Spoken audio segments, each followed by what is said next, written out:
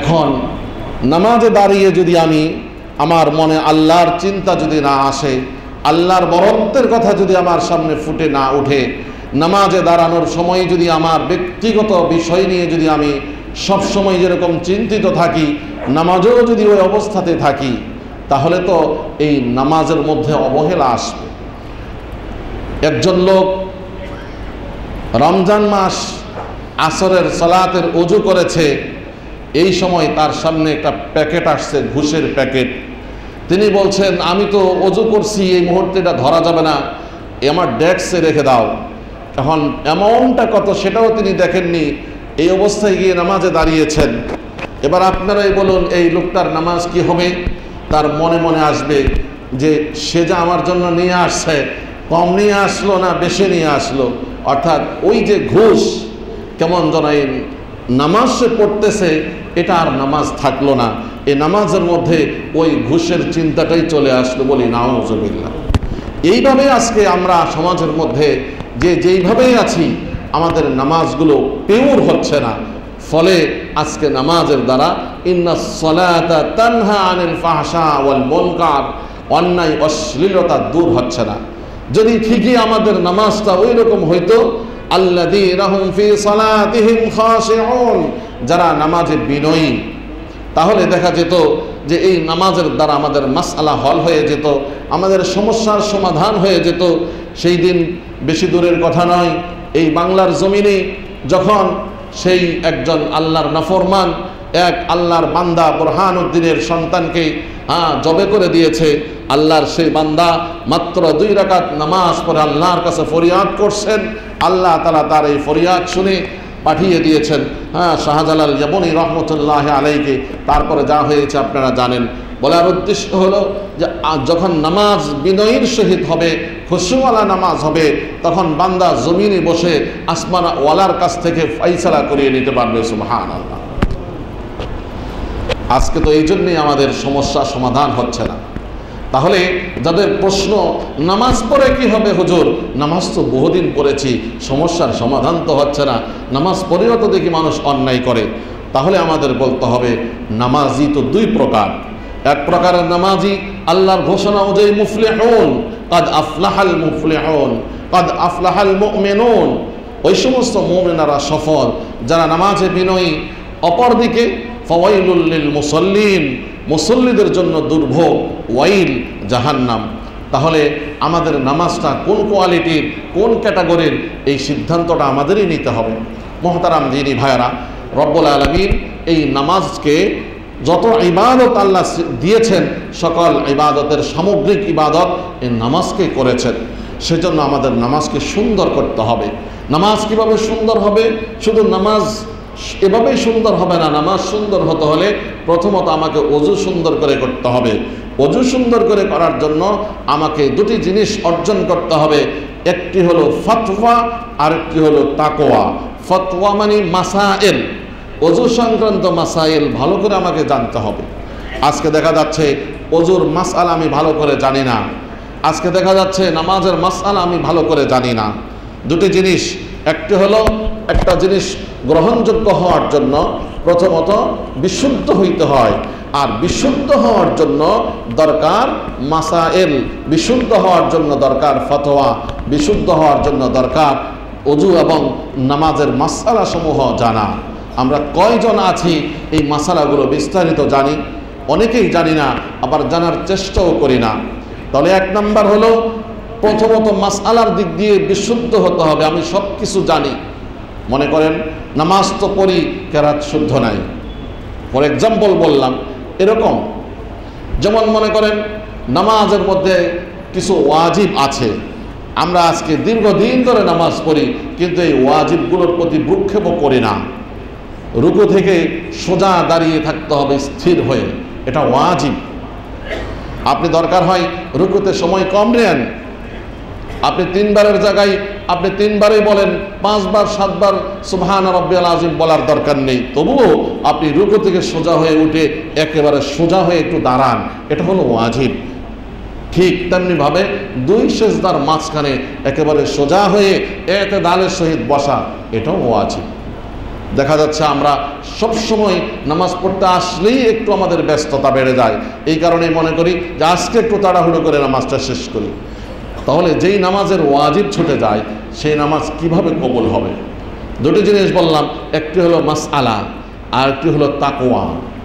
তাকওয়া মানি যেই জিনিস আল্লাহ করতে বলেছেন সেটা করা, যেই জিনিস থেকে নিষেধ করেছেন সেটা থেকে বিরত থাকা। এখন একজন লোক তার জামা কাপড় সব পরিষ্কার পরিচ্ছন্ন, বাহ্যিক কোনো নাপাকি নেই, কিন্তু যেই জামা কাপড় গায়ে দিয়ে মসজিদে আসছে সেই জামা কাপড়টা আরেকজনের ঘুষের টাকা, তাহলে নামাজ শুদ্ধ হবে? হবে না। আল্লাহ তাআলা বলেন, ইন্নামা ইয়াতাকাব্বালুল্লাহু মিনাল মুত্তাকিন, নিশ্চয় আল্লাহ কবুল করেন যাদের মধ্যে তাকওয়া আছে তাদের ইবাদত, যাদের মধ্যে যারা মুত্তাকি তাদের ইবাদত আল্লাহ কবুল করেন। এখন আমার এত সুন্দর পোশাক, এটা যদি ঘুষের টাকার হয়, এটা যদি সুদের টাকা হয়, এটা যদি দুর্নীতির টাকার হয়, এটা যদি রাষ্ট্রীয় টাকা অন্যায়ভাবে মারার কারণে যদি আমি আজকে আমার এই অবস্থা হয়, তাহলে যত পরিষ্কার পরিচ্ছন্ন দবদবে সাদা পোশাকেই হোক না কেন, এই পোশাক পরিধান করে আমি যত ইবাদত করি এটা আল্লাহর কাছে কবুল হবে না, বলি নাউজুবিল্লাহ।